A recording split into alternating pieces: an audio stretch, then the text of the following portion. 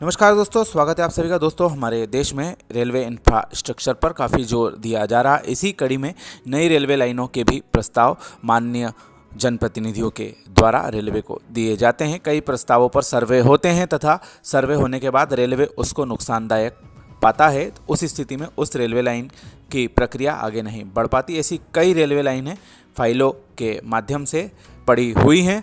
समय समय पर इनके बारे में चर्चा होती है चुनावों के समय। एक रेलवे लाइन के बारे में हम बात कर रहे हैं। इसके बारे में पिछले साल में ही हम लोगों ने सुना और काफ़ी तेज़ गति से इसके प्रारंभिक कार्य किए गए, जिसके बारे में सबको आश्चर्य होता है। यह रेलवे लाइन है जालना जलगांव रेलवे लाइन, जो कि मराठवाड़ा को खानदेश से जोड़ने वाली पहली रेलवे लाइन आने वाले समय में बन सकती है। इसका फाइनल लोकेशन सर्वे पूरा किया जा चुका है तथा विस्तृत परियोजना रिपोर्ट DPR रेलवे बोर्ड को सौंप दी गई है। सूत्रों के हवाले से पता चला है कि रेलवे बोर्ड से मंजूरी मिलने के बाद प्रस्ताव नीति आयोग के पास भेजा जाएगा।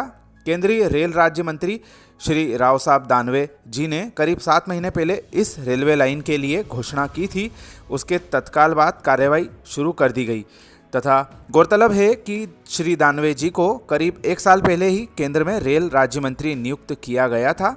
इस नियुक्ति के बाद मंत्री जी ने सबसे पहले जालना से जलगांव रेलवे लाइन का महत्व समझते हुए इसका ऐलान किया था।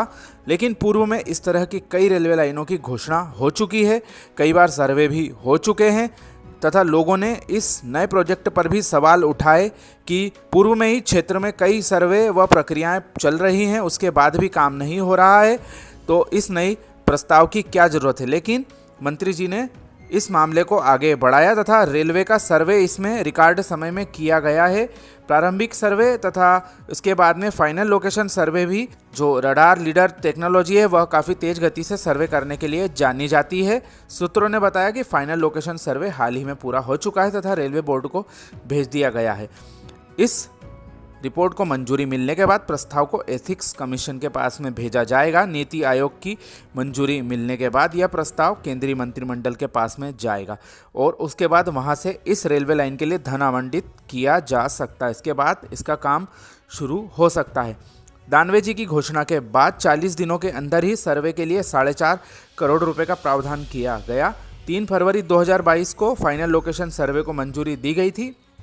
14 से 18 मई तक रडार सर्वेक्षण करने के बाद फाइनल लोकेशन सर्वे हो गया। रेलवे के वरिष्ठ अधिकारी ने दावा किया, यह काम रेलवे के इतिहास में सबसे तेज गति से किया जा रहा है। इस रेलवे लाइन की बात करें तो करीब 174 किलोमीटर की प्रस्तावित रेलवे लाइन जालना से शुरू होकर पिंपलगांव, पांगरी, राजूर, भोकरदान, सिल्लोड, गोलेगांव, अजंता, फरदापुर होते हुए जलगांव पहुंचेगी तथा थोड़ा बहुत बदलाव आने वाले समय में किया जा सकता है। कुछ स्टेशनों को बढ़ाया भी जा सकता है। यह रेलवे लाइन जालना निर्वाचन क्षेत्र से 70% गुजरने वाली है। करीब 174 किलोमीटर में से 140 किलोमीटर का रास्ता रेल मंत्री जी के लोकसभा क्षेत्र से होकर गुजरेगा तथा इसी को देखते हुए श्री दानवे जी ने इस मार्ग की घोषणा कर आगे के काम में तेजी दिखाई। व्यक्तिगत रूप से सर्वेक्षण की स्वीकृति तथा सर्वेक्षण के लिए निधि के प्रावधान का ध्यान रखा तथा स्वयं इस प्रस्ताव को रेलवे बोर्ड भेजने में तत्परता दिखाई। तो दोस्तों, यह काफ़ी महत्वपूर्ण रेलवे लाइन आने वाले समय में मराठवाड़ा क्षेत्र के लिए साबित हो सकती है, क्योंकि एक छोटा रेल मार्ग इसके बनने के बाद में उपलब्ध हो जाएगा। वर्तमान में मनमाड़ होकर जालना से गुजरात, जलगांव आदि की ओर जाना पड़ता है। यदि यह रेलवे लाइन बन जाएगी तो थोड़ा समय इसमें कम लगेगा ट्रेनों को पहुंचने में और एक अतिरिक्त रेल मार्ग भी उपलब्ध हो जाएगा। अब देखने वाली बात यह होती है कि रेलवे बोर्ड इसके बारे में क्या नतीजा लेता है और सर्वे के क्या परिणाम आए हैं, यह आने वाले समय में पता चलेगा।